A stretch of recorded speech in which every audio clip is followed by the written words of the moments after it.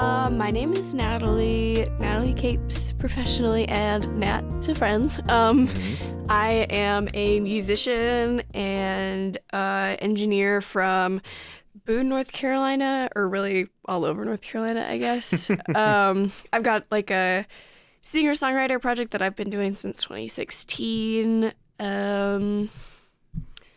Yeah, that's kind of the big points, I guess. And shout out to Natalie for hooking me up with the mother of all recording studios. Yeah. This might be the best BoonePod ever sounds. Shout out RFG. Yeah, shout out RFG.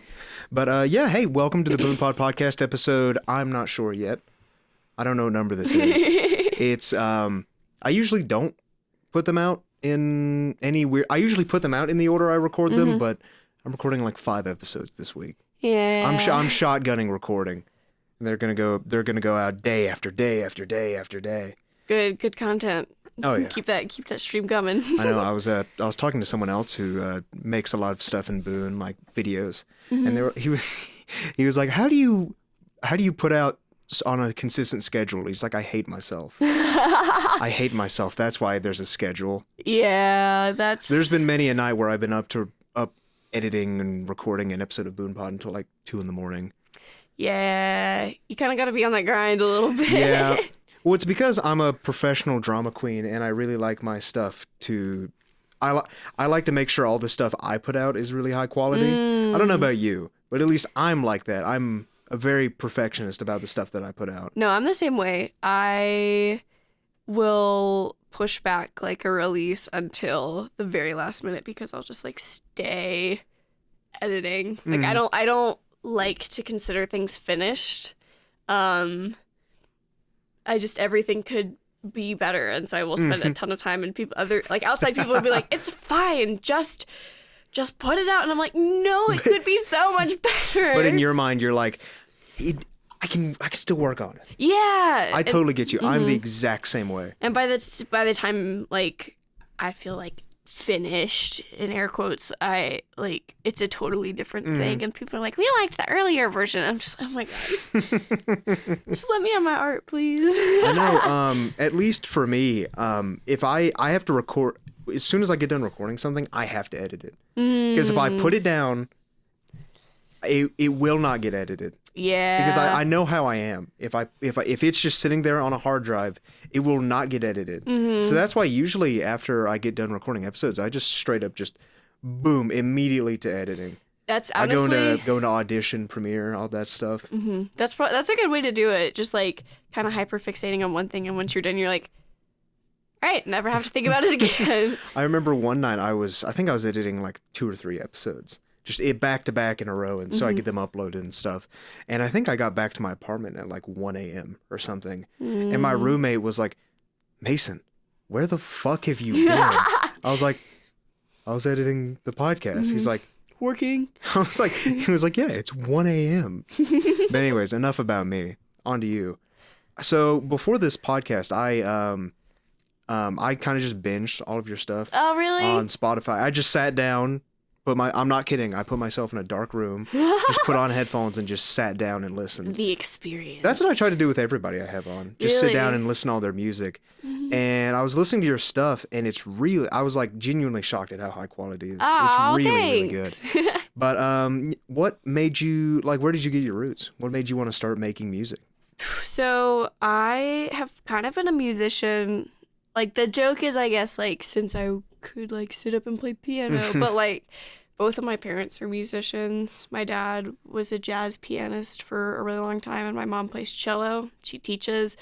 So I've kind of always done music. So it just kind of runs in the family. Yeah. So I was always surrounded by it, but I started writing songs like kind of young. I would just like sit on a piano and just kind of like bang them out, and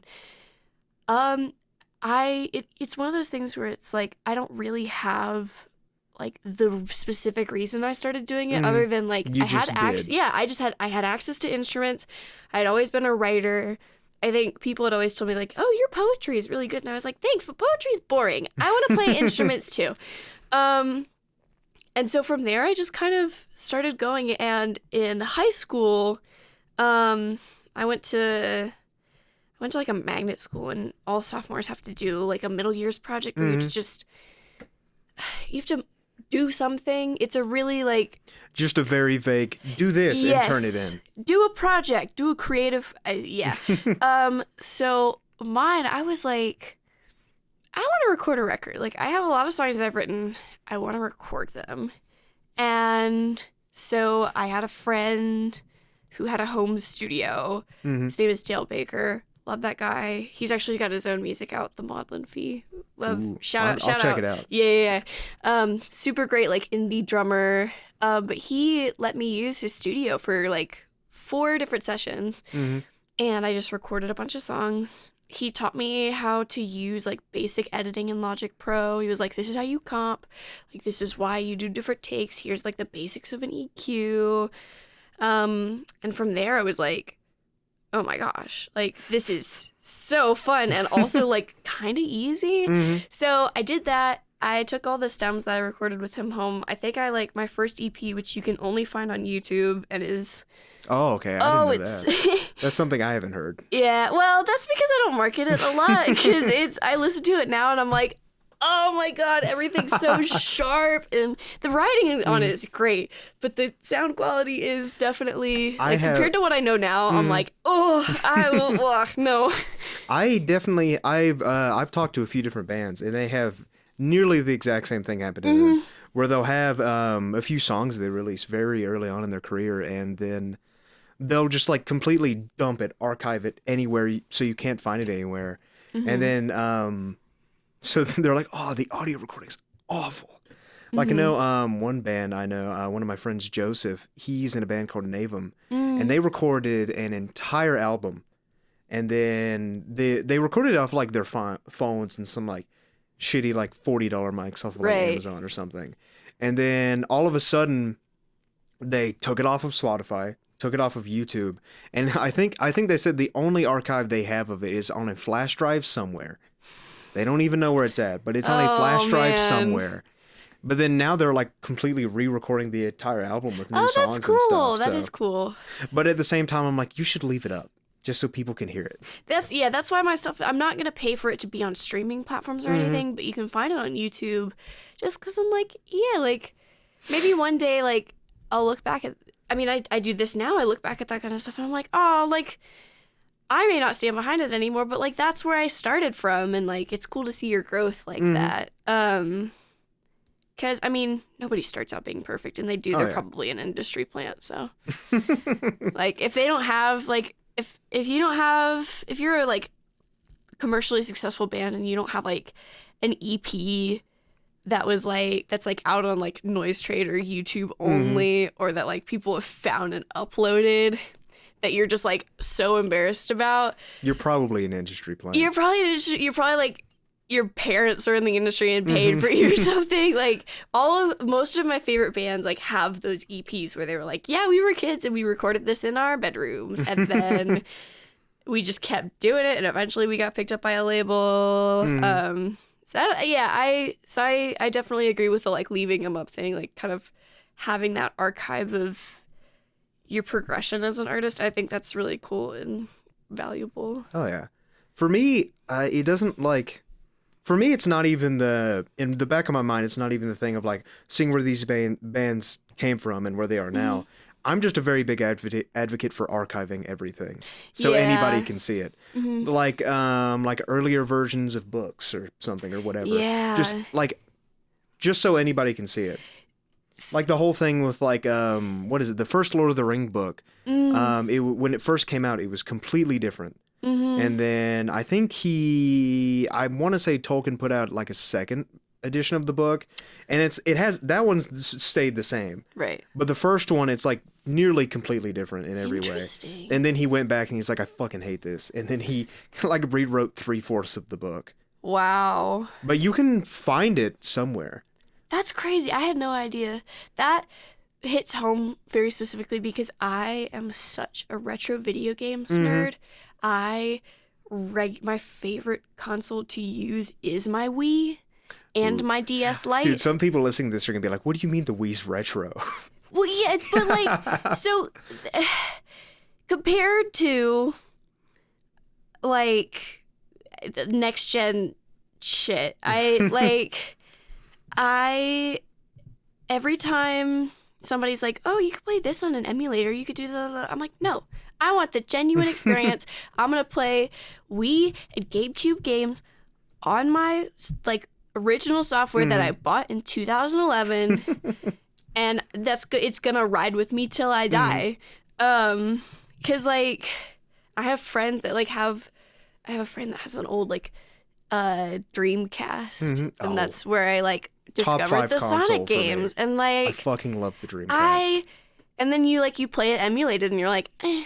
So I totally get where you're coming from. Archiving that stuff is so, I'm just like, oh, you want to preserve those experiences.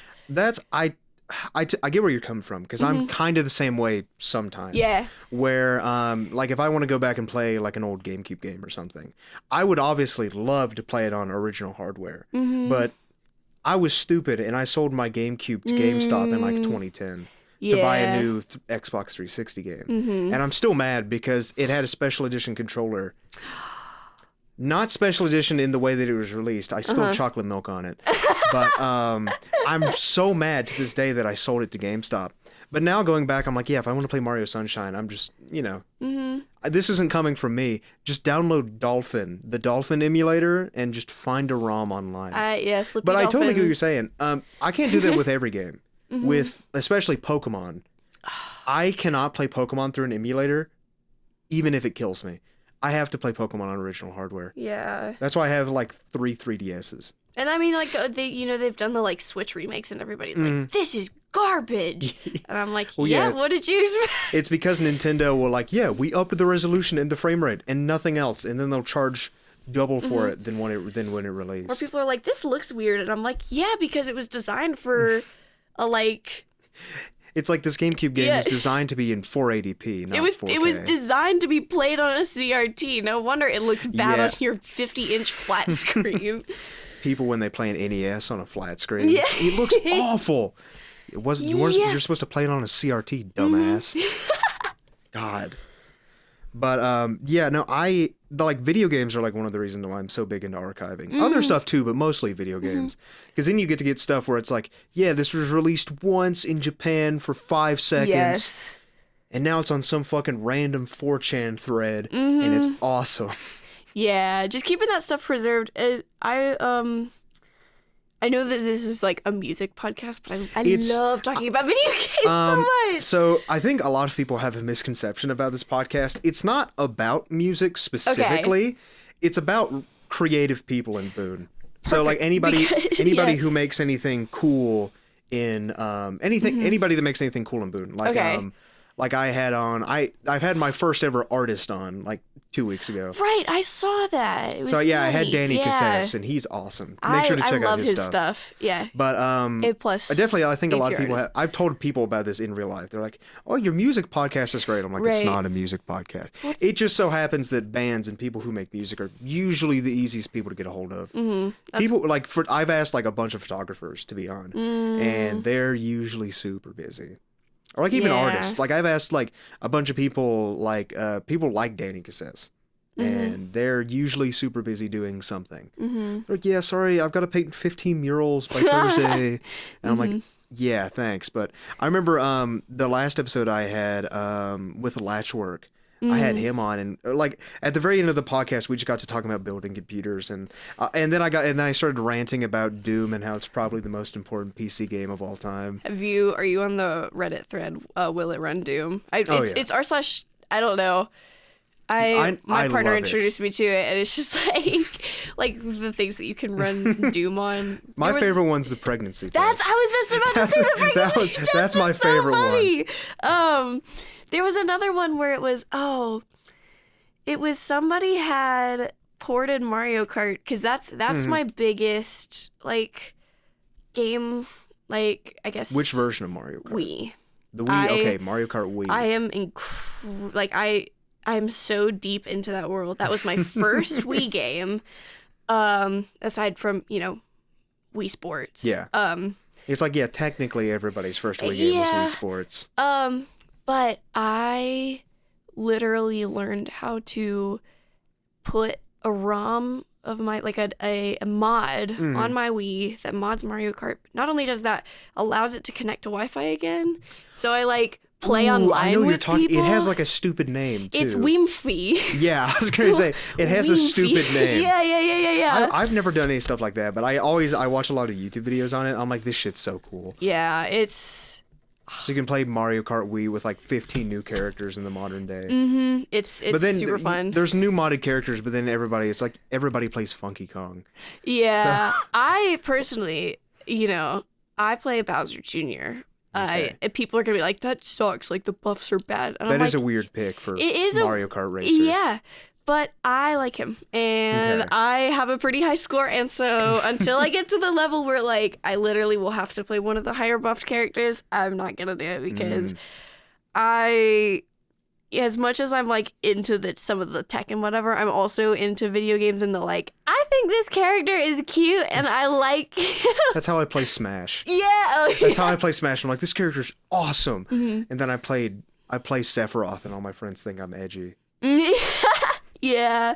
It's like my Smash characters it's either like Ridley, Sephiroth, or like someone else, some other edgy character. Mm-hmm. But then it's like, I want to play Kirby, but then Kirby's the worst character in the game. Yeah. Do you play a lot of Ultimate?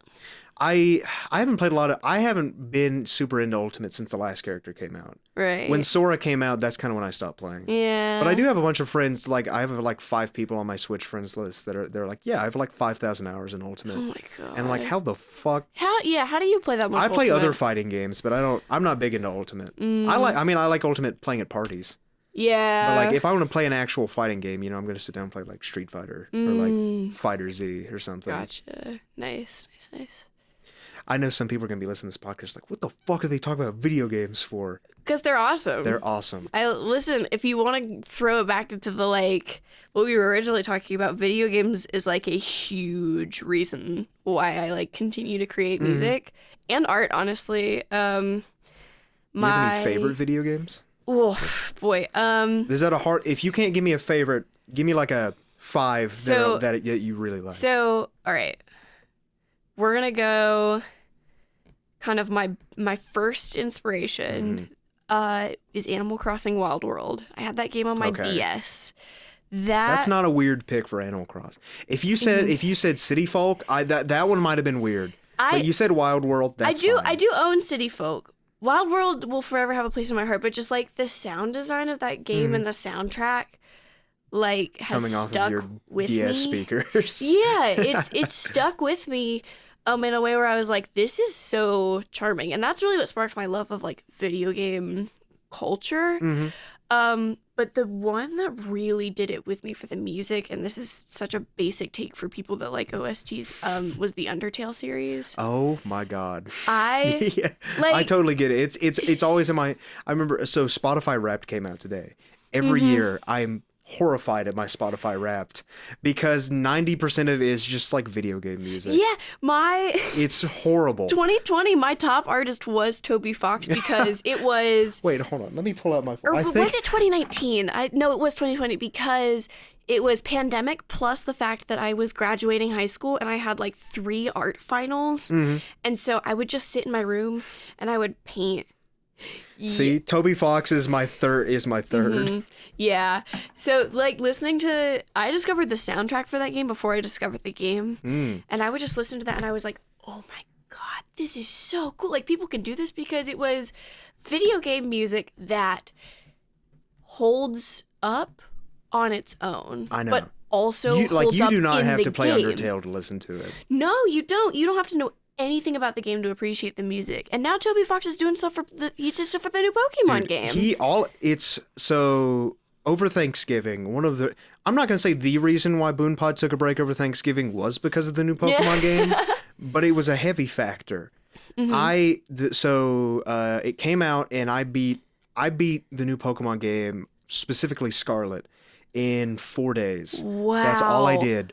I beat the whole game, and I think Toby Fox did 3 tracks for the game, and you can always, every time I heard it, I'm like, he did that one. Yep. That's his. Mm-hmm. It's the raid boss theme, and then 2 of the end game ones he did, and you can tell. Mm-hmm. Because it's the rest of the soundtrack for Pokemon Scarlet it's good. but it's not like banger. Then you get to Toby Fox's tracks, and you're like, Jesus Christ. He's managed to like perfectly nail the balance of immersive, where like if you're in a world, the world music can repeat over and over again, and not get annoying. It won't get annoying, but you're also gonna appreciate it. And it'll get stuck in your head like worms. Yeah. Oh, it's because there aren't many other games that have done that. For me, other than the Undertale series, those songs, I'm like, oh, like that's the reason I want to keep playing those games over and over, is because like the art and stuff is great. The gameplay is fantastic. The stories are incredible, but the music is what like keeps me going back, because that's what sticks in my head. And so as like late middle school, early high school, discovering that, I was like, I can't believe people just get to do this for a living. Ever since I started listening to the Undertale soundtrack in like early high school, for sure, it's dominated my Spotify. I can't stop, because I'll be skipping through my songs, and a song from Undertale will come on, and I'm like, well, I have to listen to it. I have to pause everything. It's crazy how Toby Fox has like wriggled his way into other games. Yeah. Especially even like he did stuff for Smash Bros. Did he? Him and Sakurai are friends. As they should be. I love both of those guys. And then it's really funny. It's like, how the fuck did he get into making music for Pokemon?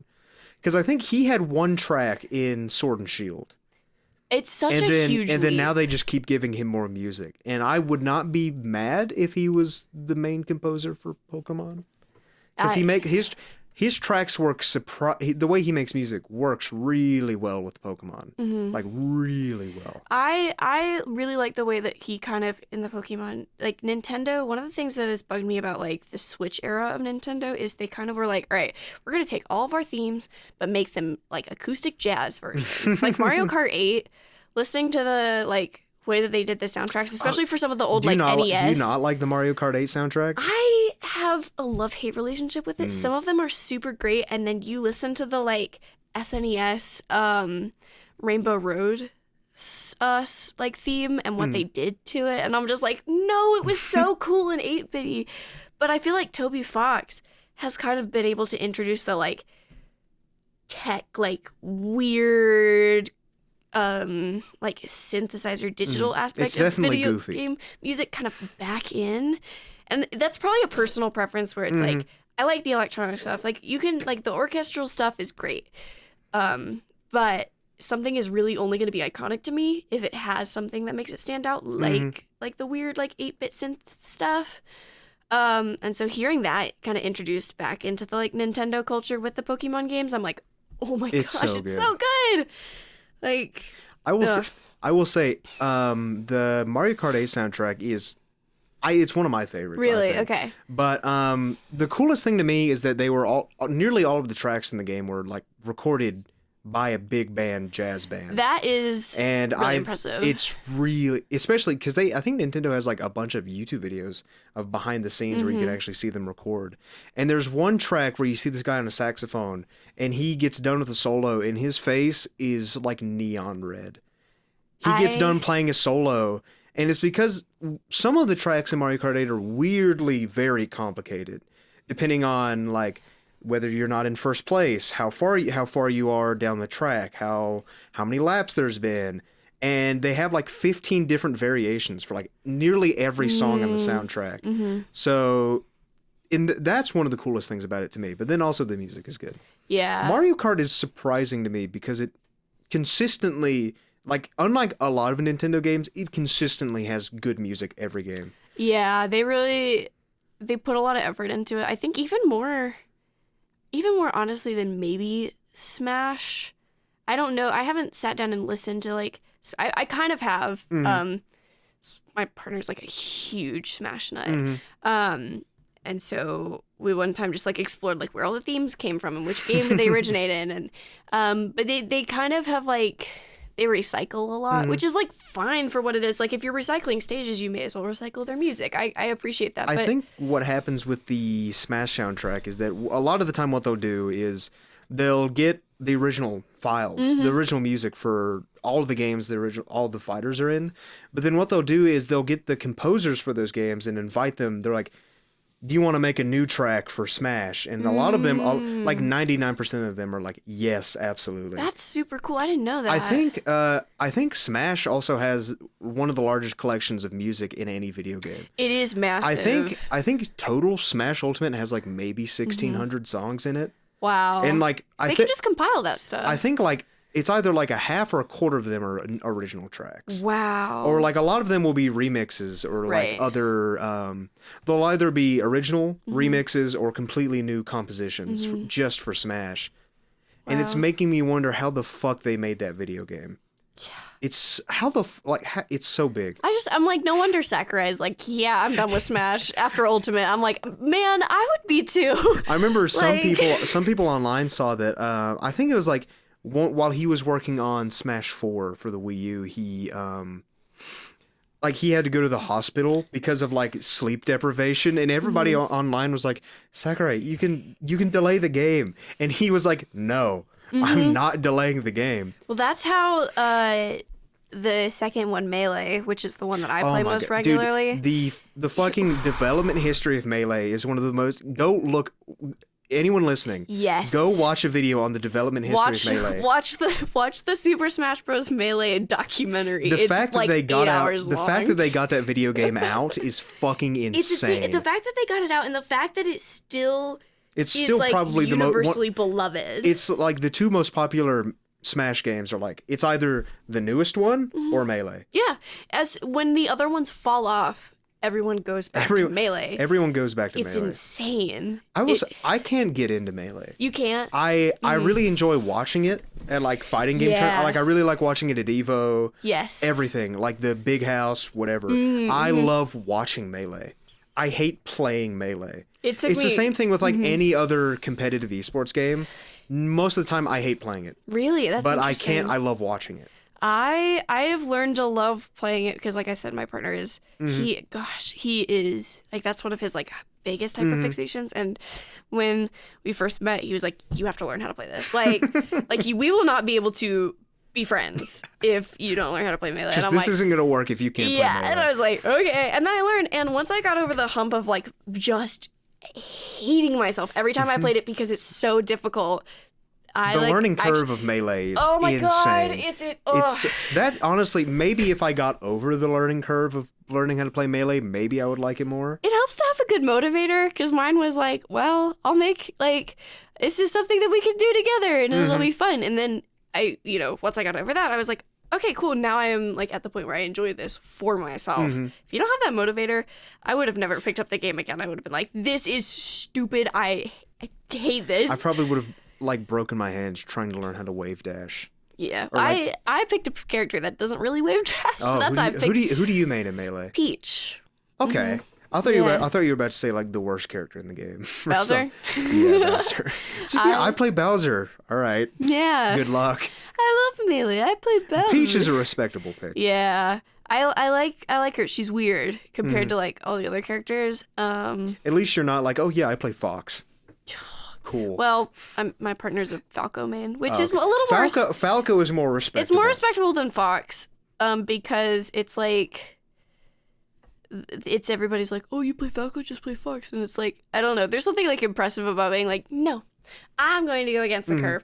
I don't know. And I know there's not much of a difference between the two. Yeah. I think the only difference is that like Falco's like slightly worse. But like ever so slightly, I think. So that's something you'd have to talk to him about, because he'd hear that and be like, all right, let me talk to you for like 30 minutes about the difference between these two characters. And I'm not even going to try to replicate what he would say, because I would do it wrong. I know there are differences, something about like the shine and the laser. I think Falco's laser stuns. That's the one thing I think you're right. I think. Everything else, I'm going to shut my mouth because I don't want to be wrong. I can say I've probably played a total of maybe 3 hours of Melee in my entire life. Ultimate, I think I have like 500 hours in Ultimate. Wow. But like Melee, yeah.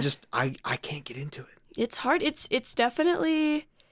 It's the learning curve. Ultimate is easy for people who like you can play it competitively, but you can play Ultimate casually. Mm-hmm. Melee, you cannot really play Melee casually. You gotta be on the grind. That's why honestly, probably one of the reasons why I haven't got into Melee is because of the Melee elitists. Where anytime a new Smash comes out, they're like, it's not as good as Melee. Mm-hmm. It's like, you fucking try and teach an 8-year-old how to play Melee. An 8-year-old can hop into Ultimate and have fun. Mm-hmm. I got my ass kicked by my 9-year-old cousin in Ultimate. Well, okay. To be fair, it was kind of even once we turned items off. Oh, okay. But before we turned items off, he was kicking my ass in Ultimate over Thanksgiving break. And so that's just, like, the thing is, you know, if we were playing Melee, he wouldn't be able to do that. Because, like, me as a 20-year-old, I'm like... That fucker doesn't know how to wave dash. Yeah, where's your... Show me your Bro, ledge you can't card. even L cancel. Yeah. Can't even ledge dash? You can't even perfect shine, dude. What the fuck? How are your Firefox angles? You come over with a custom, like, $300 GameCube controller. Have you ever watched any stuff on that? Yes. That's one of the most interesting things about Melee is people getting into super customized controllers. Well, the prize for the most recent summit, I don't remember the number, it was like 14, I think, was a fully customized workable Wii. Like it was made out of wood. Like the casing was made out of wood, which was insane, but it had this glass panel that showed all the insides and it like was lit up green and it had the symbol on it. It was awesome. Sexy. And that was like the grand prize for winning. That and like a case of Red Bull because it's a gaming it's like a gaming competition. So but just like looking at that stuff, people that like mod any sort of like video game for like either for performance or aesthetic purposes, I'm always just like, I wish I could do that. Or like especially it's the whole thing of where I'm like, I am not into playing Melee at all. I really like watching everything around it. Like watching people play. I like watching a bunch of like Melee Twitch streamers. Like, I know this is going to sound normally as fuck, but like Mango. Yeah. Or like, who else? HBox. I really like HBox. I really like HBox too. As much as people, I know HBox gets a lot of hate online. He does. He only gets hate because he's the best Melee player to ever exist. He cheeses everybody and they get mad about it. And I'm like, yo, just be good. Clearly a skill issue. Yeah. But like, review the disc. Like I know some people will be listening and be like, oh, fuck HBox. It's like, well, sorry, he's the best. Yeah.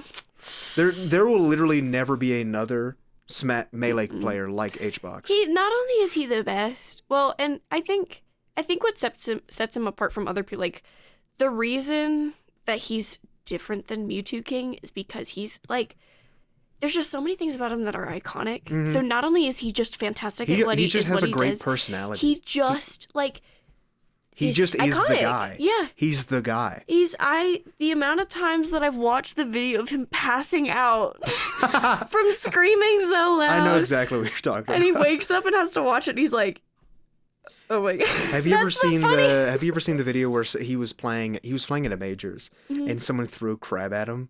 No, what? Okay, so there's one, he was playing at a majors, and I don't remember if he lost or won, but he won, because he got up, and he was like, yeah, fuck yeah, to the crowd, and then someone threw a live crab at him. Oh my God. And that is the maddest I've ever seen. I mean, to be fair, I'd be mad too. Actually, no, if someone threw a crab at me on stage, that'd be hilarious. I think that was so funny. He was like furious. Oh no. Like understandably so, right, I think. Yeah. But someone threw a live crab at him. At a majors, and like it's one of the most famous Melee clips of all time. I'll have to look that up. I think maybe he was playing like Zane or like Mango or something, but like it's really funny. But at the same time, I'm like, why'd you do that? Yeah. See, but like I wish I could get into Melee because it is something I really enjoy. Like I really enjoy watching Melee. Yeah. I just can't get into it. It's so fun to watch. Like, it's so much more interesting than watching Ultimate. But, like, I will say, like, I've talked to people online. I've talked to people that play the game. And it's like, yeah, in order to, like, really be, like, competitively viable, you have to play for, like, 4+ years. And I'm like, I don't...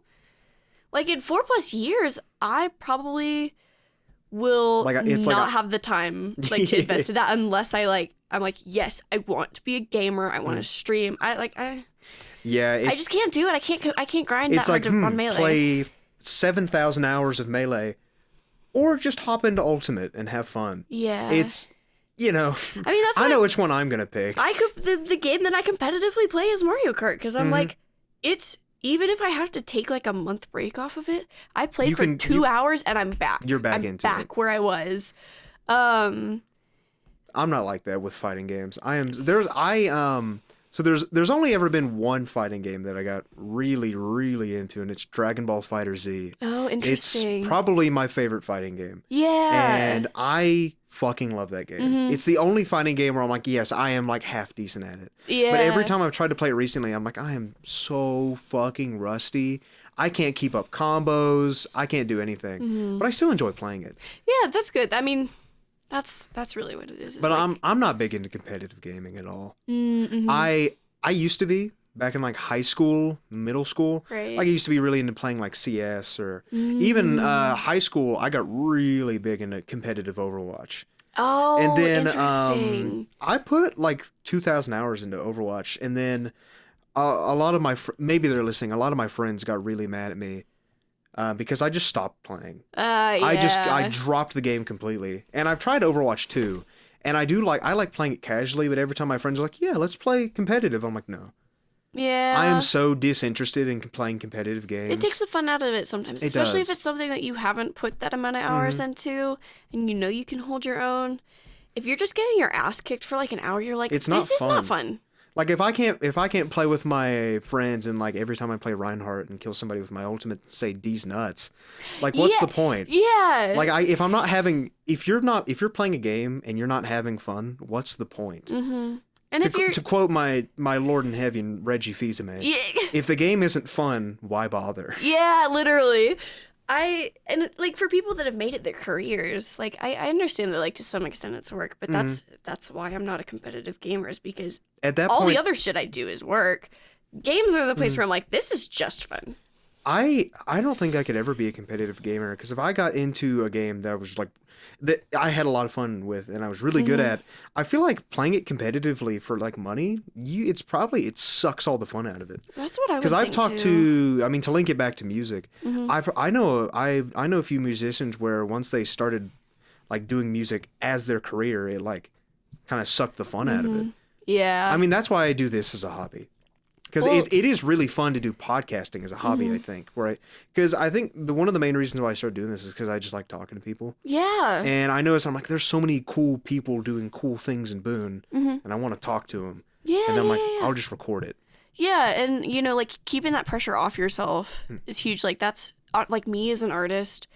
When people ask me, they're like, so like, do you want to tour? Do you want to? And I'm like, no, I want to make the shit that I want to make. You just want to make music. I want to have my like money come. That's why I'm getting the degree I'm getting. Like I'm in school to be an audio engineer, so that way like the work can come from like a workplace.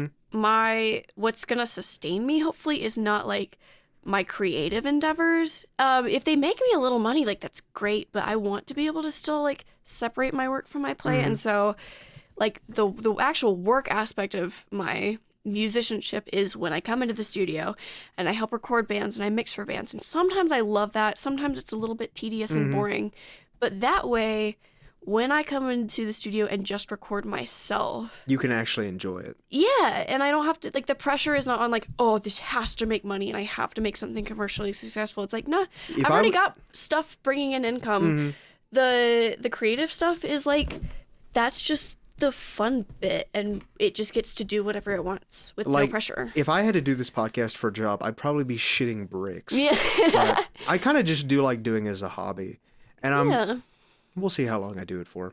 I plan on doing it at least till I graduate. Yeah. And then I was talking about it with someone the other day, and I would like to continue doing this even after I graduate, but it'd be a lot harder. So I had the idea of maybe passing the torch to someone else. But that would be really hard to pick. Yeah. Like I'd have to, because at that point, the moment I pick someone else, I'm stepping away. Right. Like I'll help them out and stuff, but like the moment, if I ever pass the torch on to someone else doing this podcast, it's over. Like I'm stepping away. Maybe I'll come back on for an episode, but it would be really, I'd have to really trust someone to do that, to pass this on, because I mean, as much as this is like a shitty little hobby project, I do enjoy it. Yeah, no, I do like doing it. Yeah, it's important. I remember the first time I ever had someone, one of my best friends in the world reached out to me, and he was like, "Hey, I was listening to your podcast," and I was like, "Oh my!" Like I was nearly moved. I was nearly moved to tears because I was like, and he was like, all us being best friends aside, like I really enjoy your podcast, and I think it's really, I think I really like what you're doing, That's and so I was sweet. like, thank you so much. Mm-hmm. And then now every time someone tells me they listen, I'm like, you fucking listen to my podcast? Or like getting, like, I remember one of my episodes has like, I think it has like 45 views, and I'm like, what the fuck? Mm-hmm. I'm like, people listen to my shit? Yeah. I remember the first time one of my songs, it's the only song that's done this, hit over 1,000 streams. And for some people that's like, yeah, that's a sneeze. I make that in a day. And I'm like, this is important to me. That's a big milestone. It was huge. The fact that people like listened to it, and the fact that people were listening to it when I wasn't just plugging it, and you know, people are like, yeah, no, I genuinely enjoy this, and like, I'm not listening to it just to appease you. Like, I like your music. I was like, oh, like you're not just doing this out of courtesy to me. That's when it starts to become like, when it's not just like my mom, like, yeah, you're doing great. That's kind of when it becomes real. So I'm like, oh, like people actually like, support this. I know. And there is space, like, you know, as much as I said earlier, like, I'm just gonna keep doing this for me. Having that external validation of like, it definitely helps out. Yeah, for sure. it makes you feel like, okay, I'm doing this for a reason. Like I'm investing time and money in this for a reason. It kind of makes it worth it, I guess. Hey, this is the cheapest podcast I think anyone's ever done. Haven't spent a dime on this. Good for you. Maybe. Yeah. I don't know. This thing's not making a profit, so I'm not spending any money on it. Yeah. I guess maybe you could say I did buy one thing for the podcast, and I bought an SD card reader. Oh, but well. that's like tangentially for the podcast. Yeah. I've never bought any mics or anything. Because the whole reason why I record it here on campus is not only the people that I interview, they're probably going to be on campus the day I, talk to them. Because they're always going to be close. That's why I always try to, I try to always interview people who are currently App State students. I'm not opposed to doing alum or people that have nothing to do with App State, but it helps that the people I usually interview are always on campus, and they're always close to campus. But I don't want to record in my apartment, because if I record in my apartment, first of all, not only do I not have a mic as good as the ones I'm recording on, it's like the HyperX Quadcast S or something. It sounds fine, not what I'd want to go for a podcast. But then you'd also hear my neighbors smoking weed and coughing in the background. I don't really want that. So, yeah. As many times I have to shove people in a broom closet to talk to them, I'll do it. Yeah. Sorry for ranting. It's not even really a rant. I'm just talking about shit. Yeah, I get it. I also, I record a ton of stuff at the school too, just because, like, I don't blame there you. is so the much. studio we're recording in right now is possibly one of the nicest rooms I've ever set foot in my life. It's worth like almost $1 million. Jesus, I'm not surprised. Yeah. So, like, the reason I'm not gonna like buy my own stuff and work in my own home studio is like I will never have the access to this kind of equipment again. I may as well take advantage of it while I am still in school. Like, oh yeah, no, make my tuition work for me. That's why I use the audio recording room in the library so much, because I'm like, well, it's there. And I know you were talking about earlier how one of the big things why you started making music is that you just had that stuff around you. Same thing with this podcast. I'm like, well, I have access to a really nice microphone. Yeah. And there's a bunch of people on campus that are doing really cool creative stuff, and I'm like, I might as well make a podcast. May as well. Because I realized nobody else was really doing the long form interview. Right. Because like we were talking about before we were recording, BooneCast, they have an interview show. But even then, when I asked them on the episode they're on, they're like, I don't even really know how to classify it. Yeah. But it is kind of just an interview show. Well, and it's its own separate, thing. It's in a different medium. It's. I know. I couldn't do video. I mean, because I don't really. I know some people listening will be like, "You talk about this every fucking episode." I don't really show my face when it comes to BoonePod. Like, I have my own personal Instagram account, but at least on the BoonePod Instagram account, the BoonePod YouTube, Spotify, whatever. I never show my face because I don't want it to be about me. Right. It's about the people I'm interviewing. Yeah. So, as pretentious as that sounds, I think I get it. I don't like I'm kind of just like a medium for the viewers, I like to think, where it's like, yeah, because the people that are listening are like, you know, I don't know if they're listening for me or for the people I'm interviewing, but like at least for the people I'm interviewing, it's I do want to be like, because like I think most of the people that are going to listen to this are like, you know, fans of you or fans of whoever I have on, so I try to ask the questions that I think that the people are wanting, but then, you know, we talked about Mario Kart for 40 minutes. Yeah. So. Well, I mean, if they're a fan of me, that's what they should expect. So, sorry guys. I know. You wanted me to talk about the stuff I'm doing. The stuff I'm doing is playing video games. The stuff she's doing is competitive Mario Kart. Yep. Maybe a little bit of music spiced in there, but a lot of it's Mario Kart. I remember I had somebody ask me like a day or two ago, like, they're like, where are all the BoonePod episodes? I'm like, oh, going on a break for Thanksgiving. And then back in my mind, I'm like, I played Pokemon for 60 hours straight. I took a mental health break. I took a mental health break. Coincidentally, I have to take a mental health break every time a new Pokemon game comes out. Yeah. I don't know what it is. Because I'm not that big into RPGs. I'm really not that big into them. I've tried to play like Final Fantasy VII like 8 times, and I can never really get into it. Something about Pokemon, it's like cocaine. I cannot, every time a new Pokemon games, I cannot stop myself from playing it. It's totally a different world. Like it's basically a subcategory of an RPG. It's just like a Pokemon RPG because the mechanics are like so different from every other RPG that there can be. It's like it's like you have your own character, but you're not fighting any of the battles. You're collecting your little friends that go out and fight for you. It's also great that I can, you know, catch a Pokemon and name it Jeff. Yeah. Shout out to one of my Pokemon on my Scarlet playthrough who is, I think it's called a Toadscruel. It's you know what a Tentacruel is? Yes. It's one of those, but it's a new regional variant where it walks on land. Cool. And the evolution is called Toadscruel, but the minor evolution, it's just the same one as the blue one, but it walks on its little tentacles, and I named it Jeff. I love that. I didn't end up using it, but I have it. Who's your starter for Scarlet? Fuecoco. The best starter. Yeah. I feel bad because I'm like, I don't know what to name it. I named it Fuego. If you check the BoonePod Instagram right now, listener, you can see the BoonePod official Pokemon team. Right. I think I saw that, yeah. It's I remember somebody commented, he was like, it's been 4 days. How did you beat the game? Yeah. And I'm like, I work in mysterious ways. Pulling all-nighters until like 4 or 5 in the morning and playing Pokemon. I am on that grind, guys. But I can't stop myself from playing Pokemon. Even after I beat the game, I'm like, what if I buy Violet and play that? I'm extremely tempted to buy Violet and play it. Yeah. I don't know. Get the full experience. I can't stop myself from playing Pokemon. My roommate was like, you're addicted. I'm like, I know. Yeah. It's better than being addicted to heroin, so, you know. Yeah. I guess. Yeah, maybe. Heroin addiction, Pokemon addiction. They go hand in hand. They go hand in hand. Tomato, tomato, you know. Yeah, guys, sorry. I'm shooting Pokemon today. Mason, stop. This is the 5th time you've shot up Pokemon this week. I can't. Pikachu needs me. I need to catch Koraidon. Have you seen Lechonk? I don't like Lechonk. You don't like Lechonk? I remember so the day the game came out, I was having a Friendsgiving with my friends. And right before we started the Friendsgiving, I was waiting for everybody to get there. I brought in my food that I made. And I was sitting there on my Switch, and because I brought my Switch because I'm like, the Pokemon game came out today. I have to be playing it.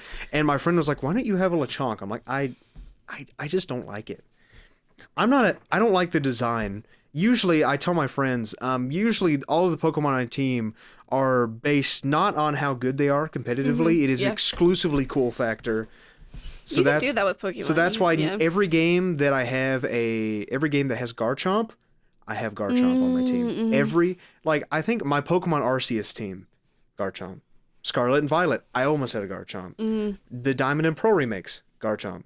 Sword and Shield, I think I also had a Garchomp. Yeah. I think that might be my favorite Pokemon. Nice. That or Blaziken. Do you have a favorite Pokemon? My favorite Pokemon as long as you don't say Lechonk. It's not Lechonk. Okay. My favorite Pokemon this is gonna sound so weird, but it's Crustle. Because what does Crustle look like? Crustle is the evolved form of Dwebble. He's a big old hermit crab with like a big rock on his back. I never played Pokemon games as a kid. I collected the cards. Mm-hmm. Oh, this guy? Yes. Okay, that's a solid pick. Mm-hmm. That's a solid pick for favorite Pokemon. Pokemon. He's not the best. But he's just a cool guy. He's just a cool guy, and because I had Dwebble and him. Mm-hmm. They're like my cat. Like I love those guys, and so he just has a little special place in my heart. Do you name your Pokemon? Or are you a psychopath freak that doesn't name their Pokemon? I name my Pokemon. Okay. Yeah. I really have only played I don't own a Pokemon game. Mm-hmm. Aside from the yes. Whenever I've played them with like friends. Because for some reason when I would choose to spend money on video games as a kid, I would never choose the Pokemon games. Because I had the cards. It was another copy of Mario Kart. Yeah, no, it was another copy of Mario Kart. It was the newest Natalie, Mario... you have 7 copies of Mario Kart. It was that or some weird DS game. If there was a Professor Layton game. Not any of the good DS games. Yeah, Just some weird lawn mowing simulator or something. I have what's my weirdest DS game? I had a lot of educational DS games that my mom bought. Brain Age? Yes. Okay. Brain Age and the Brain Quest series. They all had something to do with brain. I had an animal rescue one that was cool. It was like a wildlife rescue. Did you have any of Nintendogs or Nintendogs? I didn't have Nintendogs. I had I had Nintendogs. Yeah. I surprisingly didn't. My favorite DS games though were the Mario RPG games. Ooh. The like Mario Bowser's Inside Story. God, I love that game. That is one game that I regret because I had it as a kid and then I think I sold it to GameStop. Another tragedy. Yeah. But I never beat it. I got right up to the end of the game and then I got to a boss and I'm like, I cannot beat this. Even as an adult, it becomes frustrating so quickly. Once you get into the higher level, I'll fall off of it and then I'll be like, I want to restart, and I'll get to the same place and I'll stop. It's happened 3 times. And so I think the next time I'm like, I want to buy a new video game. I'm like, no, I'm going to finish Bowser's Inside Story. Because that game, one of the best stories, really good music, really good character design. It sucks that the company that made those shut down. I am so sad about it. They went bankrupt. Mm-hmm. Which it's fucking crazy that Nintendo never bought that company. Yeah, because Nintendo does that a lot with companies because Nintendo isn't like Xbox or Sony, where they will Microsoft and Sony will any studio that even makes a remotely 6 out of 10 game, they're like, you're ours now. I'm surprised it took Microsoft so long to buy Mojang. Oh yeah. As soon as they put that shit on the Xbox, I was like, and it's no longer its own thing. But Nintendo, they've only recently started buying studios, but some of their biggest games ever made were made by other studios, and Nintendo never bought them. Yeah. It's happened to 3 different companies. For instance, Camelot. They're the company that made Mario Tennis, yes. all of the Mario sports games. Right. They were made by Camelot. And I think Camelot, I don't remember if they went out of business or they just don't work with Nintendo anymore. But Nintendo never bought them. Nintendo never bought Hudson Soft. Hudson Soft made a lot of the Mario parties. Yes, they were the first 6 Mario Party games. All the good ones. All the good ones were made by Hudson Soft. And then Intelligent Systems, people who made the Mario RPGs. I can't remember whether Nintendo did end up buying Level 5. Because Level 5 made some of my favorite games. What did Level 5 make? I'm not sure. They made the Professor Layton games. Oh. That was their biggest... Okay, I need to look this up because I was in New York recently and I went into the Nintendo store and while I was buying my stuff, I talked to the guy and he was talking about Level 5 and I can't remember what game he said they recently worked on. So the fact that they're still up... I'm typing as I say this, makes me feel like Nintendo may have bought them because, not that Is Level 5 owned by Nintendo? Let's see. They did all the like Yokai Watch games. Oh, okay. What else did they do? The failed Pokemon. They did Dragon Quest. That was for PlayStation, so they've worked with PlayStation. So Nintendo might not own them. I don't. Oh, well, it looks like they have only worked on Nintendo stuff since 2009. Okay. Because I'm trying to think of the other Nintendo, like the only big Nintendo studio that I can think of that they've bought was Retro Studios. Right. And they made all of the Metroid Prime games. They made the Mario soccer games, so the Mario Strikers. Oh my god. They were made by Retro Studios. And then I think Nintendo does for sure own Retro Studios. But it took them forever. What happens a lot with Nintendo studios is that Nintendo will work with these studios. They will make some of the biggest Nintendo games, highest rated, and then they'll go out of business because Nintendo didn't buy them. Nintendo's only started recently doing that. Nintendo even recently bought like a film CG company to make Nintendo movies.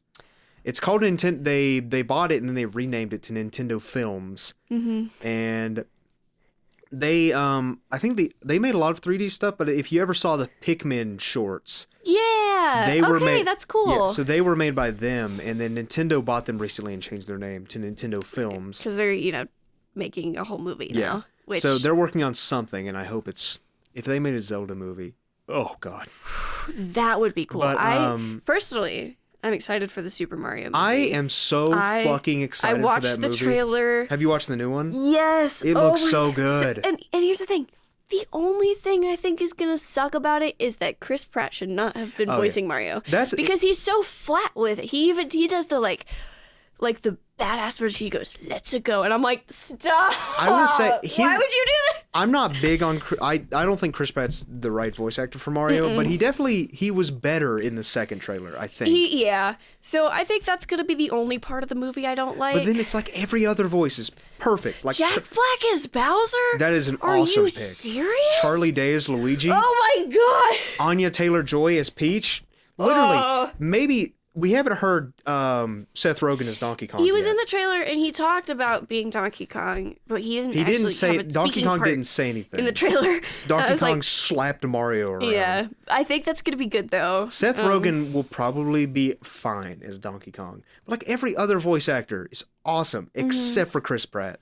Yeah, that's the one. That's like the weak. He's like the weak link, but like honestly.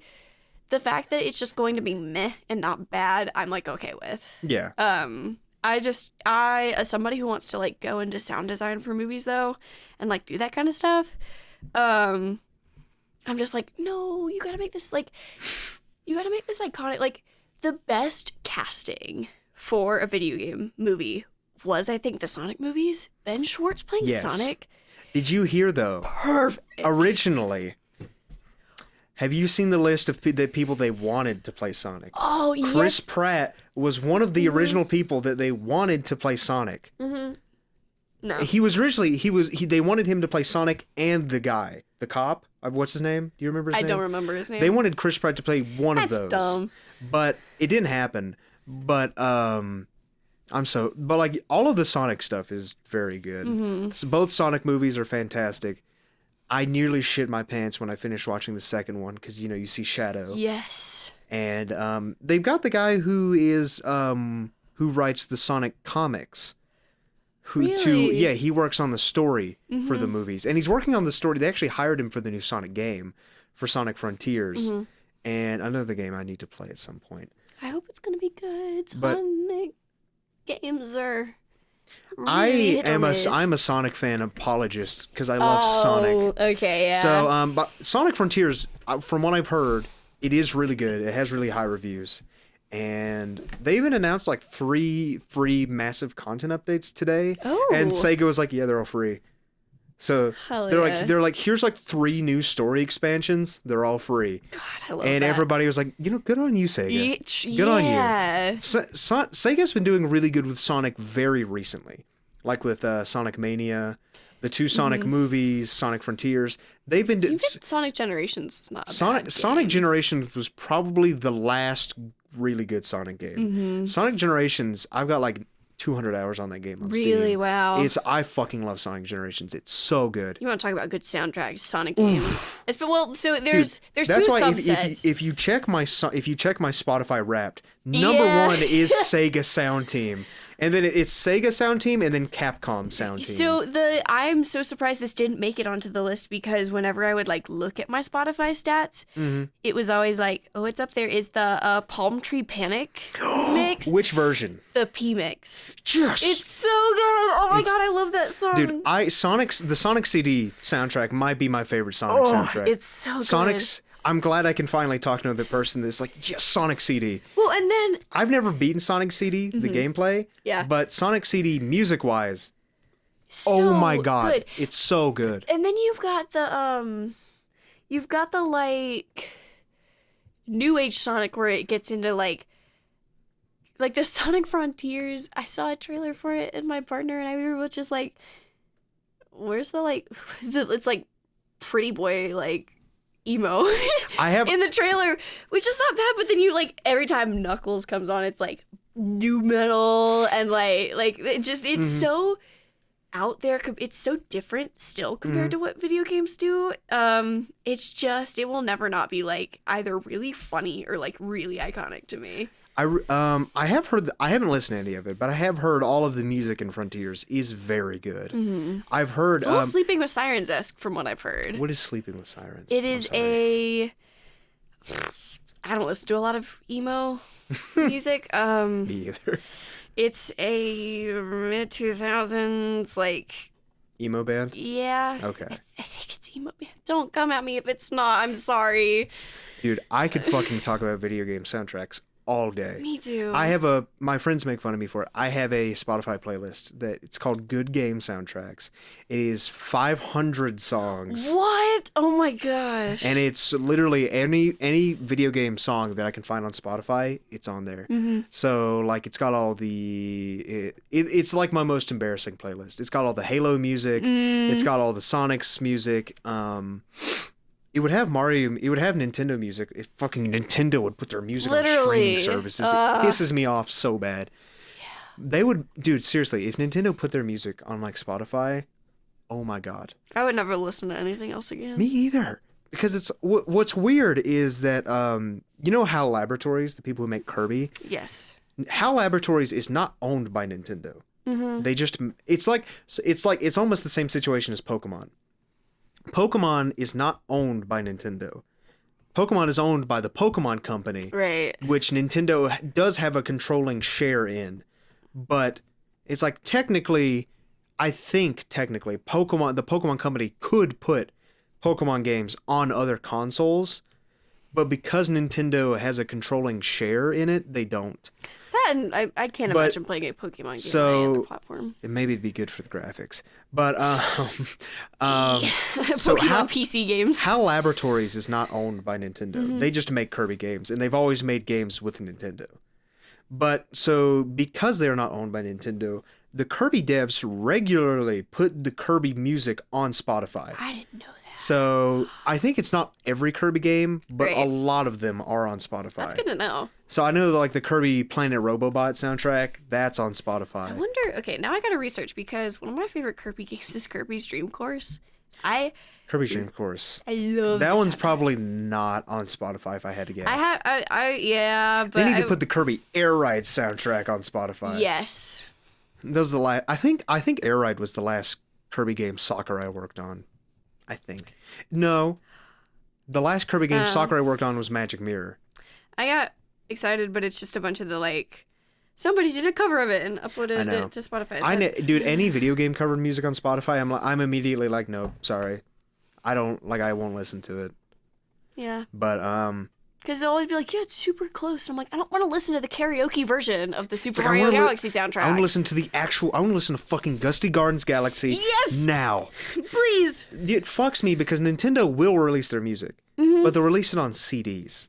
Like, they did release both Galaxy soundtracks on CDs. I'm gonna buy the CDs and that's when you get into my car, that's all you get to listen to. Good luck finding them, though. I wouldn't be surprised if they're like $200 easy for those CDs.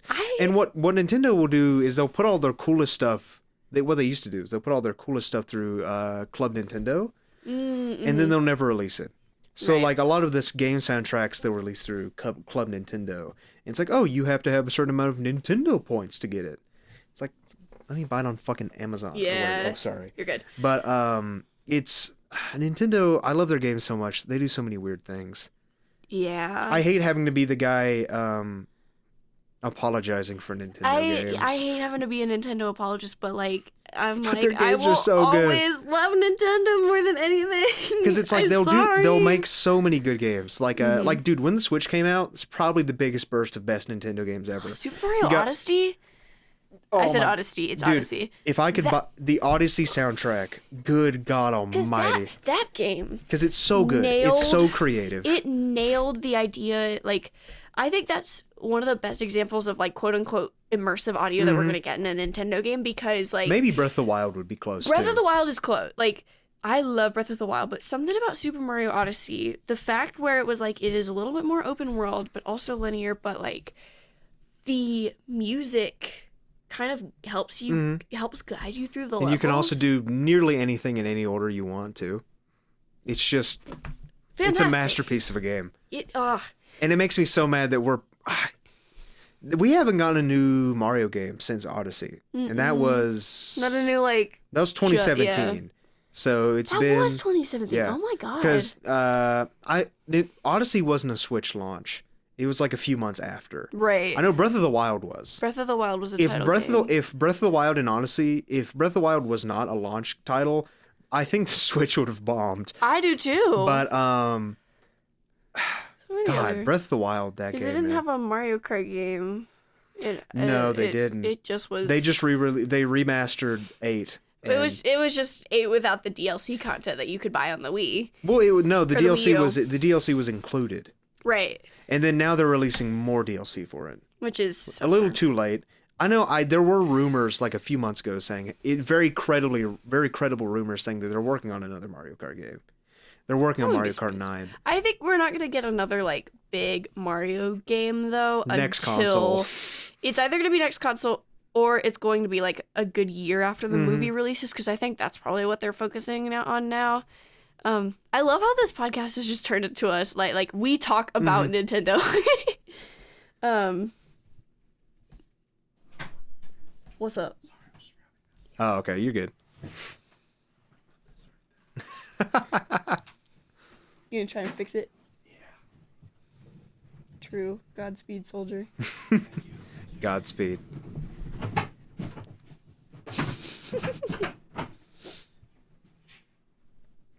Sorry, we were interrupted there. Studio manager Jake Kramer, everybody. But yeah, we're probably not going to get another Mario game until next console. If I had to guess. Luckily, we're getting Breath of the Wild 2. Oh, I'm so next excited! year. I literally. When that game comes out, I'm not coming out of my cave. No, you're not gonna see me. No. Well, I'm gonna that's beat what it in happened a week. when Pokemon came out. That's what happened.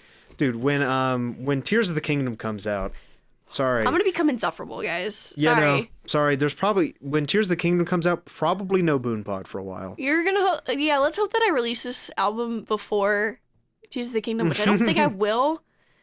Because otherwise you're not gonna get it. What's the release date for Tears of the Kingdom? I don't know. I know the Mario movie comes out in April of next year. May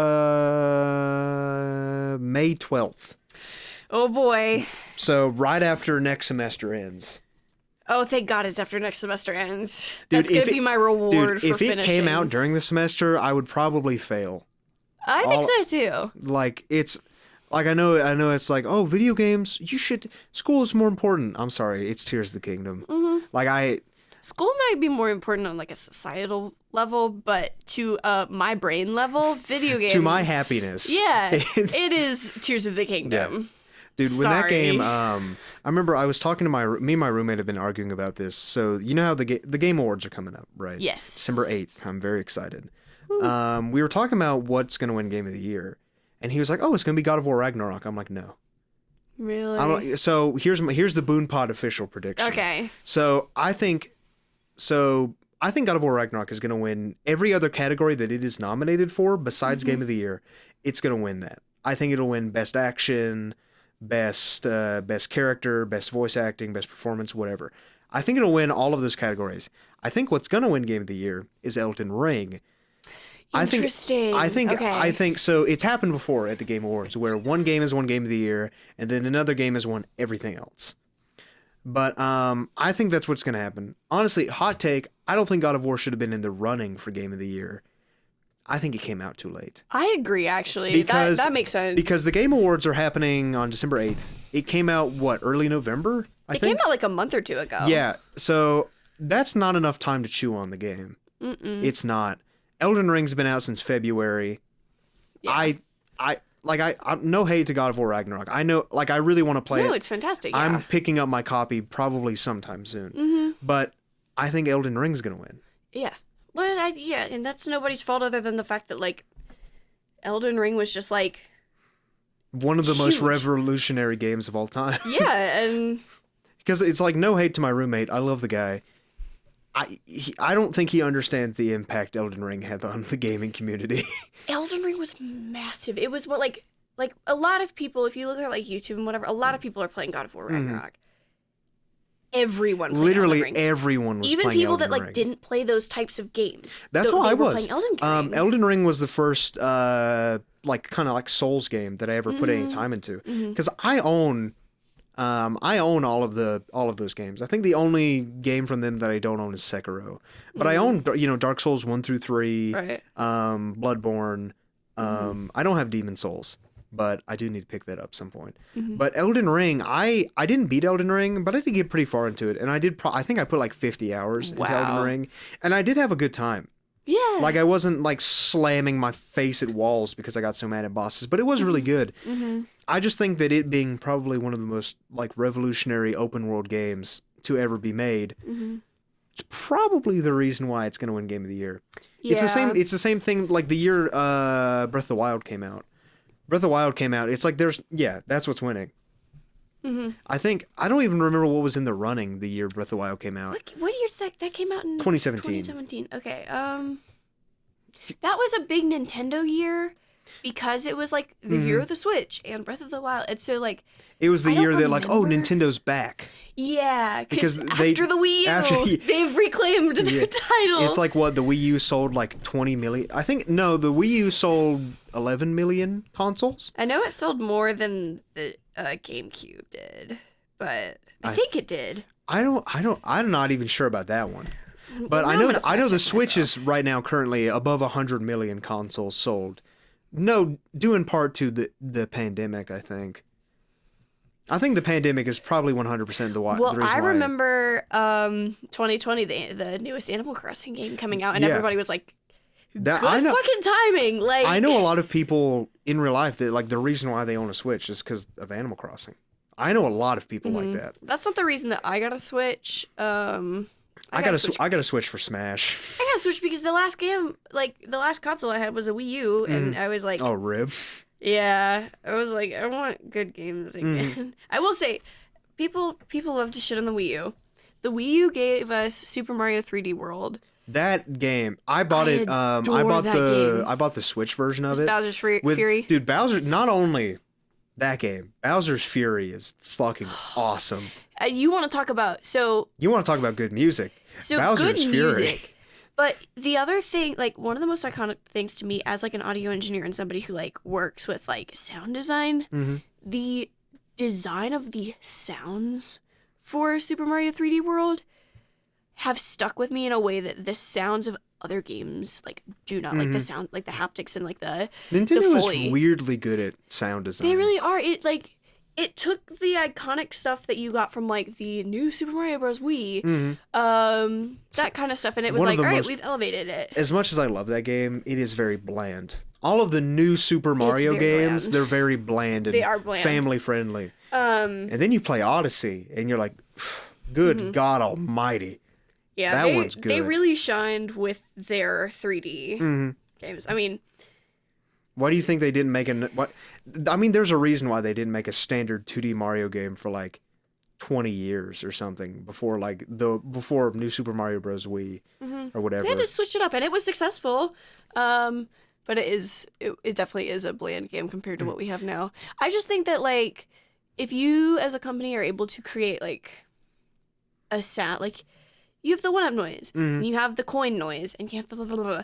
Nintendo has, I mean, it happens with Animal Crossing, it happens with Zelda. Like, they have some of the most iconic noises in video games. Like, it's not even soundtrack, it's just noises. Like, the sound you get when you get a rupee, the sound you get when you level up, the sound that you get when you hit a rock in Animal Crossing. Like, all that stuff is so iconic. And so me, as, like, an audio engineer, I'm like, how do you do that? Like, how do you, especially with a game like Super Mario 3D World, they took something that they already had that was already good and just expanded on it. And I was like, I don't even want to listen to that soundtrack over and over. I want to listen to the sound it makes when I get a power-up, because it's so good. Since you're really into that stuff, I can recommend a YouTube channel that I really like that focuses on sound design. Ooh. And sound design and music. He's this guy called Scruffy.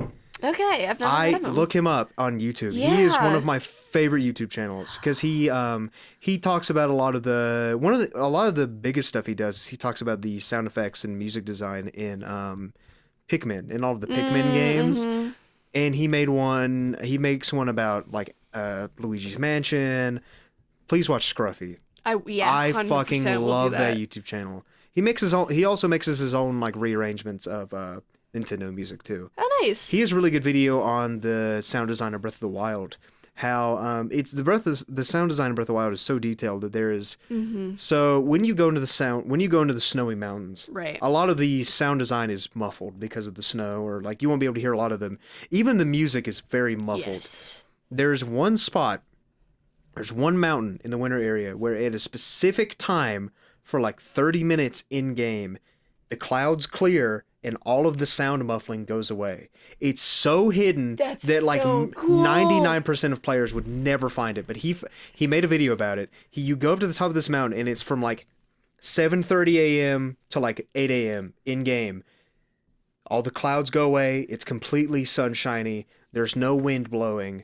It's just all of the sound muffling from the snow goes away. It's awesome. And it's one of the most mind-blowing details I've ever seen about Breath of the Wild.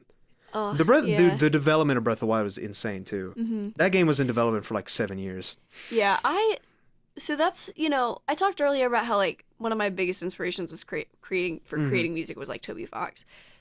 Getting into the world of, like, I meant to say this earlier, but the guy that did the dialogue direction for, like, not the writing, but, like, actually helped, the guy that voices Kratos, I don't remember his name. Something? Christopher Judge. Yes. He, like, worked on him and he helped him, like, record all the, like, grunts and, like, breathing noises and that kind of stuff that really, like, fleshed out Kratos as a character. He's an App State alumni. He graduated from this program in 2018, the MIS program at App State. And we got to talk to him the other day because he's like, yeah, hey, I used to be, like, studio manager here and I used to do all this stuff and now I'm literally, like, working for Sony Santa Monica. Yeah, literally, like, we're up for, like, a game award. Like, the stuff that I did, like, the voice acting and the dialogue is up for an award. And I'm like, Jesus Christ. So I think, like, I would love to, like, do the Toby Fox thing where I just, like, create iconic, like, compositions and just make the cool stuff. But also, if I got to do something like Breath of the Wild where I'm throwing in those, like, tiny little details, like muffling the sound or, like, the sound that your horse makes or the differences in your walking sound when you have different stuff equipped. Like, I would still so dig that because that's what makes games like that stand out so much more. And it adds that realism. So that's my audio nerd rant. I think that stuff that kind of flies under the radar is so cool. And even when I get to throw some of that stuff into music too. Like when I'm like, yeah, I'm going to split this harmony down the middle. It's going to go one in one ear and the other. It's, or I'm gonna a bunch of like technical shit. When I get to like kind of mess with stuff like that, I'm just like, I don't even care if nobody notices this. But it's cool to you. It's so cool to me. And usually there's like one or people that like, oh my god, did you sample this? And I'm like, yes, I did. Thank you for noticing. Do you want to hear something really funny? So when I was so my friend, I don't know if you've listened to any of the podcast episodes, but the opening the intro and outro music that I use was made by my friend Joseph. And for the Halloween episodes, I got him to make like spooky Halloween versions of the music. And in the outro music for the Halloween episodes, the last like 5 seconds, you can hear the Megalovania like, thing. And he put it in there and he showed it to me, and I was like, this is the funniest shit ever. I'm really sad that nobody found it, or I don't know, maybe someone did. I'm gonna go back and listen to that. So it's very it's it's the Halloween music, and then right at the very end you hear da na na na, and then it goes back into the other melody he was using, and it was the funniest shit ever. And the first time he showed it to me, I was fucking crying. It was so funny. One of the songs off of my last EP that's on Spotify that people really love is Driving Song. Yeah, that's one of my favorites. People love that song. The ending is Aria Math from the Minecraft beta soundtrack. Oh my god! And people are just like, "Oh my god, that's so cool! Did you write that?" I'm like, the first time I was from Minecraft. The first time I was listening to it, I was listening to all of your music before this, and I was listening to that song, and it got to the very end, and I was just sitting there, and I started hearing Aria Math, and I was like, "Wait a fucking second!" I remember because in 2020. When I first moved to Boone, my friends and you, like, we were stuck in dorm rooms, whatever. We didn't have shit to do other than play Minecraft. So we played Minecraft all the time, and I just, like, I have this tier list of, like, the alpha beta disc, like... What's your favorite Minecraft song? It might be Aria Math. Although, I will say... That's a good pick. If we're talking off of the, like, album... I'm talking out of anything.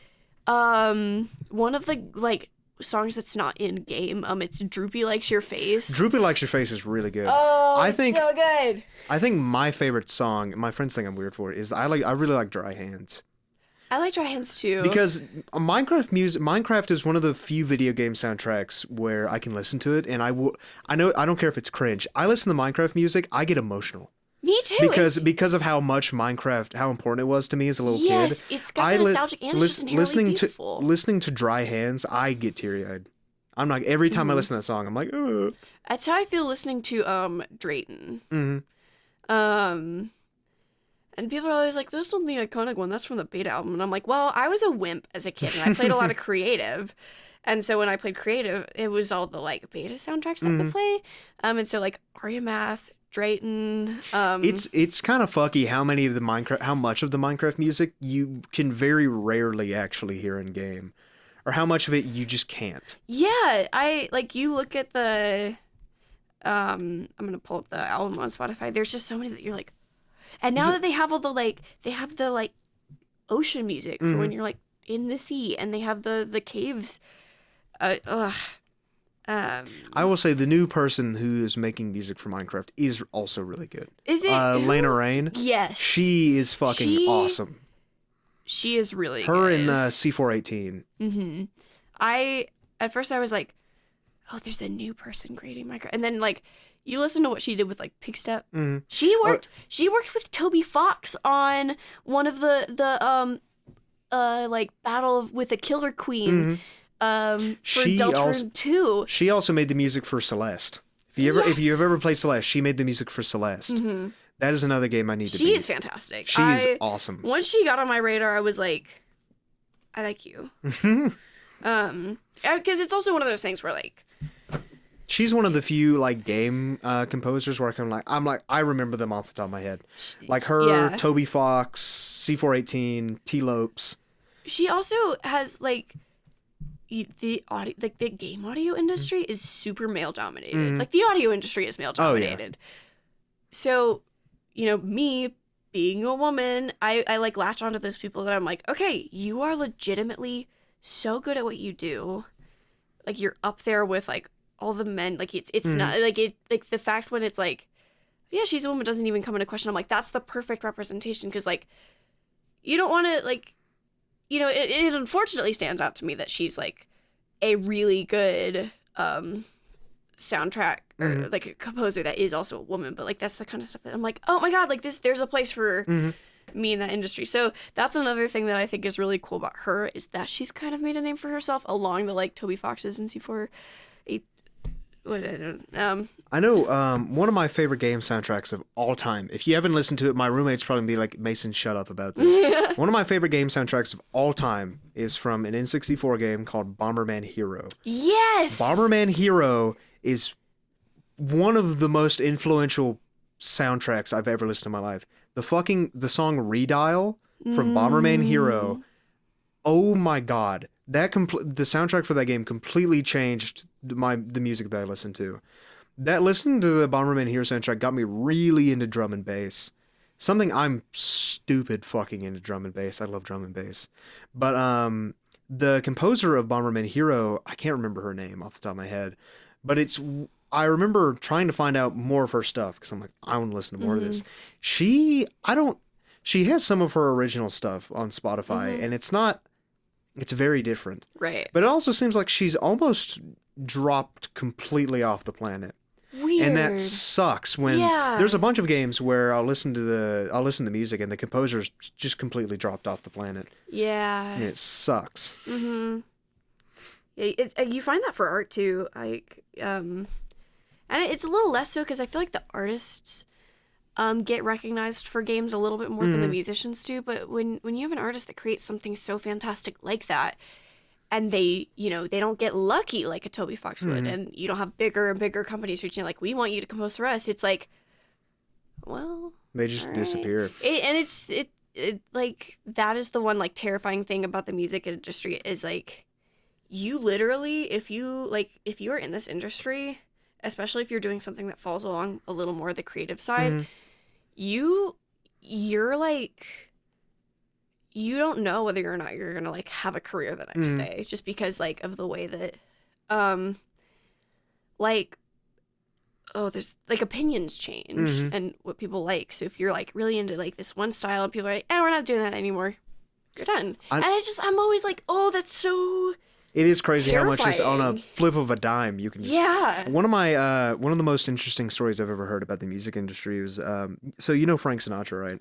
He was massive in the like 40s and 50s and 60s, I guess. But then around, I want to say in the mid 60s, like a lot of people assumed his career was over because a lot of stuff had happened to him in his personal life and he wasn't putting out any music. So a lot of people assumed like he was just completely done and over. Because I think it was either before or after when he started making music again that he released his like Blue album after his wife divorced him. And he was like, the whole album was just about his divorce with his wife and he was depressed.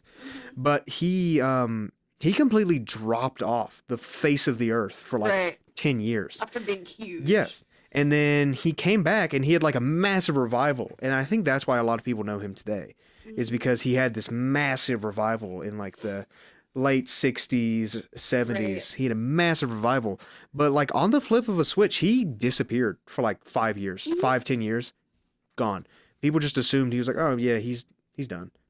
And it's crazy how, especially in music, people can just like all of a sudden stop listening to you and then just, well.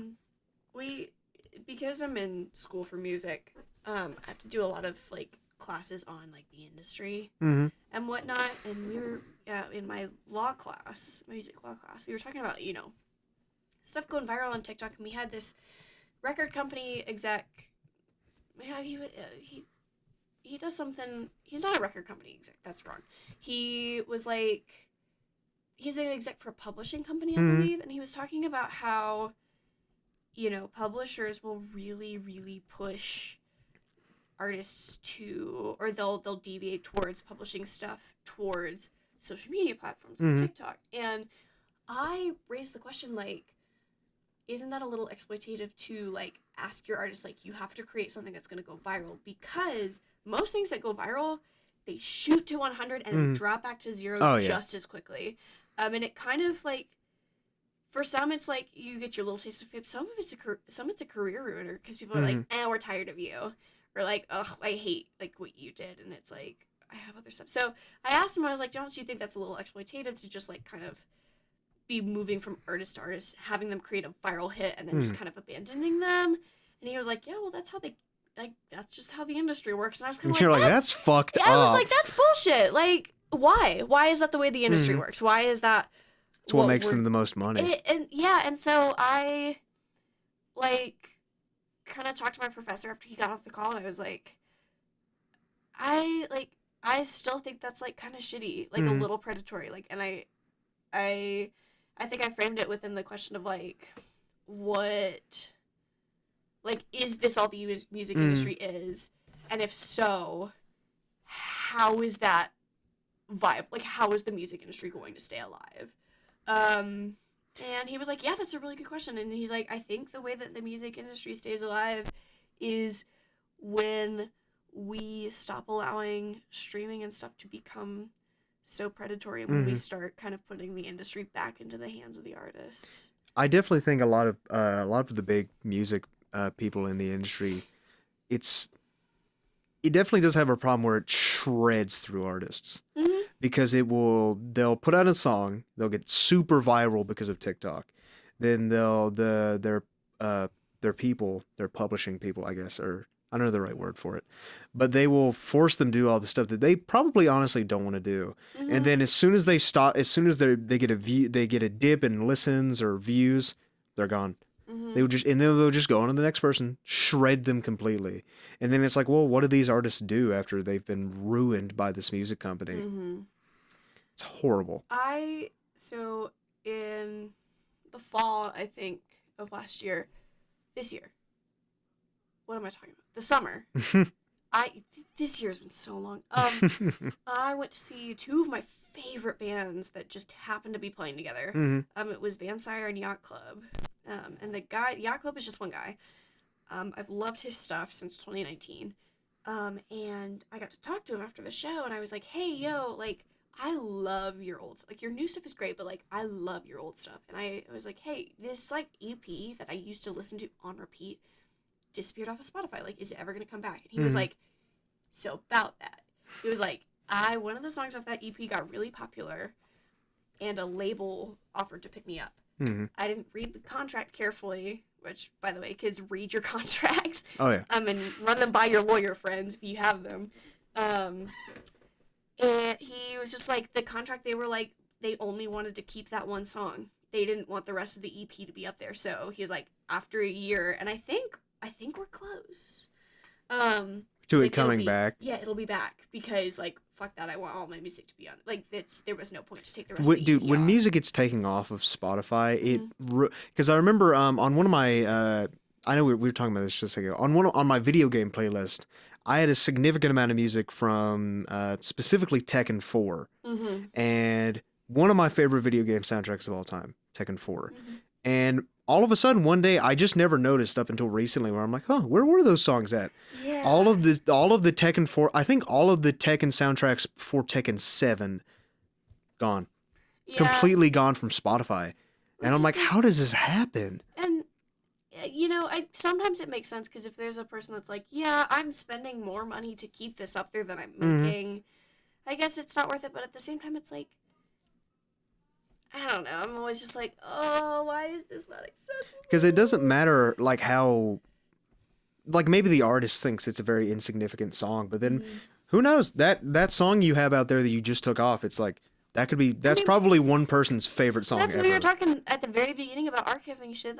That's why archiving shit delete stuff, because even if you don't like something, somebody else may. And I, like, you know, I don't want to think that highly of myself, but I'm also gonna be like, I know what it's like when an artist takes away this, like, really weird song that I used to love and now I can't listen to it anymore. If I ever write something that is like that song for somebody, I don't want to take that away from them. Yeah. There's no point. I'll keep, even if I'm a little embarrassed about stuff, I'll keep it up on YouTube just to have it, and just for people to do what they want with it. That's how I feel about the first episode of BoonePod. Yeah. Because that episode was just kind of me putting my foot in the door, and then now I look back at it, and if I go back and listen to it, I'm like, because that was when I was still toying around with the idea of solo episodes. I'm not big on it now. I don't know if I can do solo episodes. That's why every episode now is at least me and some other person. Right. But all of my solo episodes, I'm like, I can't imagine doing a podcast solo. It's really hard. It's really hard to do a podcast enough normally. Because I think a lot of people underestimate when you're doing a podcast, you can't have any negative air.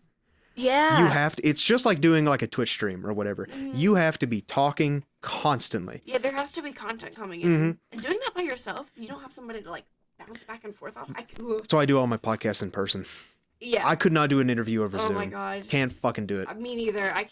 I've done like job interviews over Zoom, and I'm always like, yes, well, they're my awful. skills, and I'm like, but when you're with a person in real life, you can actually like see them and their body language and whatever, and then you can actually start talking to them. Yeah, and there's nothing, you're like fully immersed in the conversation. Like I hate Zoom meetings because there is always, I'm on my computer trying to have a conversation with someone. I'm like, I could be doing 5 other things right now. Every Zoom class I've ever had. Notifications coming in at me like, here's all the stuff that you could be doing and nobody would know. Like if we were having this conversation and I was like working on homework, you'd know.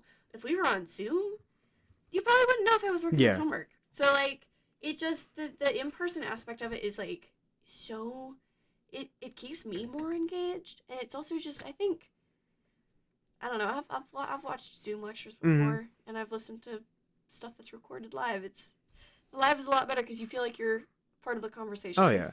Well, I know I think a lot of people underestimate how much talking you have to do when you do a podcast, right? Oh my god, yeah. Because because a lot of people are like, yeah, I can do a podcast. I can talk to my friends for like an hour and a half. It's like, well, but can you make it interesting? It's like, can you? First of all, is what you're talking about interesting? Do people like listening to you?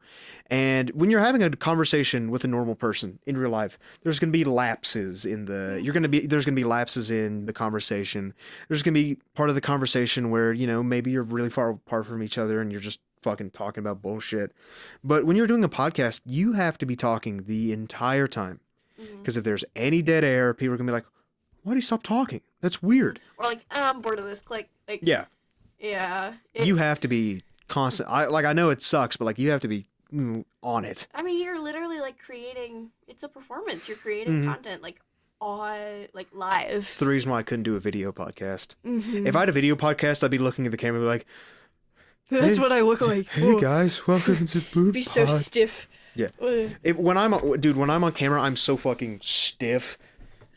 Now that people can't see me, and especially now that most of the people that listen to the podcast don't know what I look like, it's awesome. Yeah, that is at the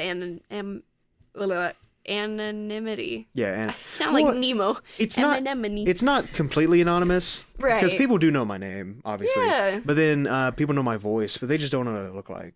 It's kind of like the anti-influencer thing, where you're like you yourself is not your brand. Because I feel like being an influencer must be the easiest thing in the world. I know people are gonna be like, no, it's not. You have to like create an image. I couldn't do it because I wouldn't want people to create parasocial relationships with me. It's that. That would freak me out. And it's the fact that it's just like you're literally just selling yourself. You're not selling anything you're doing. You're not selling anything you're thinking of. Oh, so you're not talking like YouTubers. You're talking about just straight up like Instagram influencers. I'm talking about like the people that just have made money off their face. Because this kind of stuff is like. Even the YouTube stuff, like you're creating content, you're having ideas, whether or not they're like complex or whatever, you're at least making something that is unique. But the people that are like, I make money from brand deals because I have a pretty face, I'm like, do something. It's like do something. It's like you're not doing anything. Yeah, I just can't imagine. And I don't want to shit on people that like do that. No, I will. I shit on people regularly on this podcast. I remember it's like the 3rd episode, but like I was talking to a band about frats, and I was like, the BoonePod official stance on frats is fuck them. Yeah. I agree. But then the people I was talking to were like, no, there's like one cool frat, and it's like apparently it's like a Jewish frat, and apparently, from what I've heard, they're all cool. Yeah. Well, I rock with that, but I've heard all the other frats. The capital F frats, yeah, not a fan. Capital fuck them. But then I don't know. There's been some things I've said on this podcast where I'm like, should I have said that? And then I'm like, yeah, that works. It's fine. It's fine. I remember. I got hot takes. I was talking to someone about the podcast, and they were like, yeah, you said this on the podcast, and I was like, did I? I don't remember. That's happened to me like 3 times where I'm like, did I say that on the podcast? I mean, you talked for like an hour and a half, and you're like. Yeah, it's like as much as I would love recording these episodes, it's like you really think I'm going to remember the whole conversation we had? Like I'll remember the highlights, but like anything else, no. Yeah. But what time is it? It is almost 5. Yeah, I was gonna say, how much longer are we gonna be in here before somebody kicks us out? Probably not very much longer. That's what I figure. A lot of people have walked past. I think they probably need to use this room. Well, nobody. I don't know if anybody's on this. Well, the schedule is gone. That's cool. Nice. Oh, I was looking at the wrong day. Yeah, we got people in here in like an hour or so. Oh, okay. So we should probably get to wrapping it up here. Probably. I never know how to. So what I usually do to wrap these up is I'm gonna give you a few minutes. Shout out whoever you want. Yeah. I don't care who, as long as they're not like a bad person. Right. So I don't know. Shout out whoever you want. Okay. Well. Oh gosh. Well, shout out to BoonePod for. Thank you for having me on. This is very cool. I'm very, very thankful for this super cool opportunity. Glad you reached out. Can I shout out myself? Yes. Okay. So I currently, if you don't know who I am, go look at my Instagram and Spotify page. To be fair, we really didn't talk about your music that much. Dude. We talked about video games for a really long time. I have another thing that's coming out where I did talk about my music. So if you want to see me play and talk about music, go check out Live at RFG. I just did a session with them. But if you are interested in my music, or just me as a person, find me on Spotify. Just find me on Instagram. It's just Natalie Capes everywhere. Her music is really good. Thank you. I listen to it. I am currently wrapping up a crowdfunding campaign. I hope it should be. Oh yeah, we didn't even talk about that. Yeah, it should be. Do you know when this episode's gonna come out?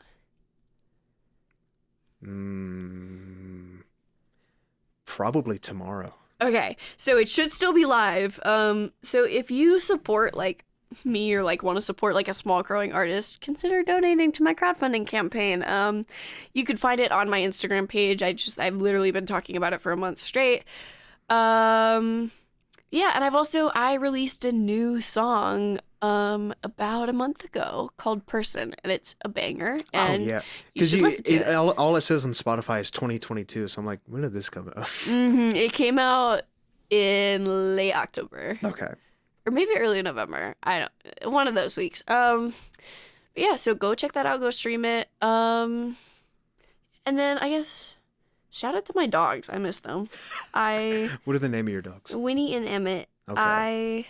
If this was in a... That's what I need to start having people you need to do your shout outs, but you have to mention your pets. Yes, I've been thinking about them because I'm going home this weekend and I get to see them, and so every time I go home important. to see my dogs, I'm like, oh my god, I missed you so much. Then I get really allergic. Oh. Well, it's because ever since I moved out from my parents' house, I'm not around pets or animals anymore. Right. So every time I go back, I go back and I get really bad allergies. I'm like, I want to pet you guys so bad, but if I do, my entire body will itch. Yeah. But I think that's all my shout outs. All right. So now what I usually do is so my outro is see you later booners, because that's what I call my fan base. Yeah. Booners, because their parents are the boomers. They're the booners. Yeah. So on 3, do you want to do see you later booners? Yeah. So 1, 2, 3. See you later booners.